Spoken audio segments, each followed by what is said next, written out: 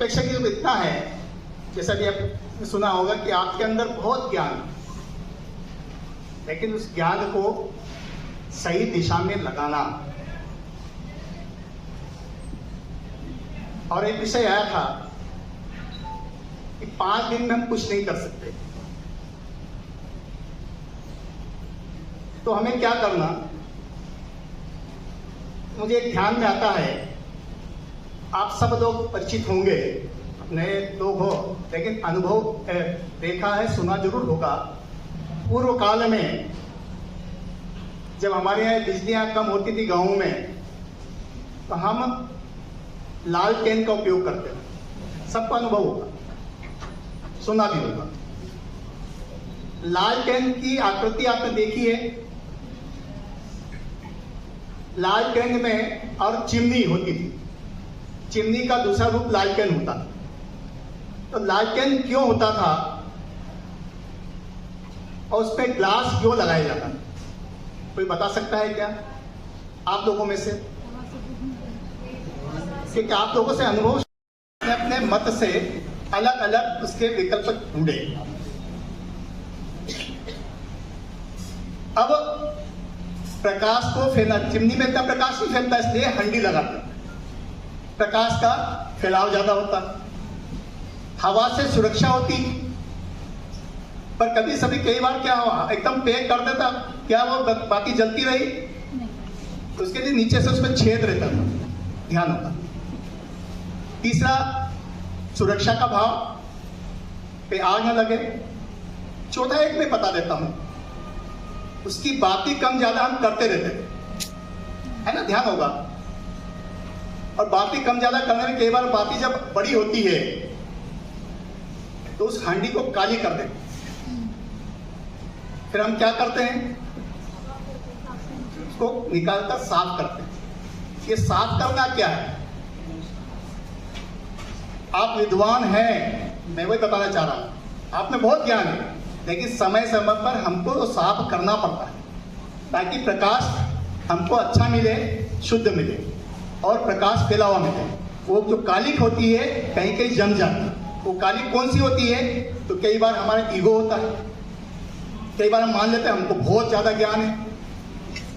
उस ज्ञान को संभालना, समेटना और वो ईगो ना होना, वो हंडी हमको साबित करती है। कई बार ज्यादा ज्ञान होना, मतलब बत्ती को ज्यादा लाइट देना है तो काली हो जाती है। तो ऐसा इस प्रकार का एक दुर्गुण आता है। हमको उसका ख्याल रखना कि समय समय पर हमको उस हांडी को साफ करते रहना है। देख सकते हैं इसके बारे में काले मैडम ने बताया संक्षेप में, थोड़ा सा आपने ध्यान दिया नहीं होगा। हमारी पहचान, हमारे संस्कार, हमारे आचरण शिक्षकीय होना चाहिए। और मैं मानता हूं कि हमने पुनर्जन्म में बहुत, एक वृक्ष है, हमारा जीवन एक वृक्ष है। उसमें संस्कार रूपी खाद पानी देने से, उसमें संस्कार रूपी खाद पानी देने से आचरण रूपी फल प्राप्त होता है। मैं डॉक्टर गजेंद्र शर्मा। हमने यहाँ 5 दिवसीय विषय आधारित इंडक्शन प्रोग्राम में गणित विषय का प्रशिक्षण प्रदान किया। यहाँ पर हमारे नवनियुक्त उच्च माध्यमिक शिक्षक और माध्यमिक शिक्षक, जिन्होंने इस विषय को बड़ी गंभीरता से और चिंतनशील रहते हुए उत्साहपूर्वक इस प्रशिक्षण को लिया। और निश्चित रूप से इस प्रशिक्षण से हमारे विद्यालयों में हमारे विद्यार्थियों को अच्छा लाभ रहेगा, अच्छा लाभ होगा। और अंत में मैं ये कहना चाहूँगा कि हमारे जो विद्यार्थी हैं निश्चित रूप से इस गुणवत्ता का लाभ जरूर उठाएंगे। गणित विषय में हमने हमारे प्रशिक्षण साथियों को ये बताया कि आप सभी बच्चों को, किसी भी विद्यार्थी को जब किसी भी पाठ योजना या पाठ की बात करते हैं तो उसको पूर्व ज्ञान से जोड़कर उससे बताया जाए। जिससे कि हमने बहुपद के बारे में जब चर्चा की तो उन्होंने बताया बहुपद क्या है, बहुपद के गुणनखंड कैसे ज्ञात किए जाते हैं, बहुपद की घात कैसे पता की जाती है, बहुपद के गुणांक क्या होते हैं। इस प्रकार से बच्चे को यदि पूर्व ज्ञान से जोड़कर उस अध्याय के विषय में बात की जाएगी तो निश्चित रूप से बच्चे को उस विषय वस्तु को समझने में आसानी होगी। आदरणीय, धन्यवाद। हमने इन नवनियुक्त शिक्षकों को परिभाषा, उदाहरण और प्रायोगिक के तौर पर उनको हमने इस तरह से समझाया कि जिससे उनको हर चीज़ समझ में आ जाए और वो इस ज्ञान को ले जाकर अपने विद्यालय में हमारे नौनिहालों के बच्चों, छोटे छोटे बच्चों को वो समझाएं। जी, मैंने उदाहरण दिया ना।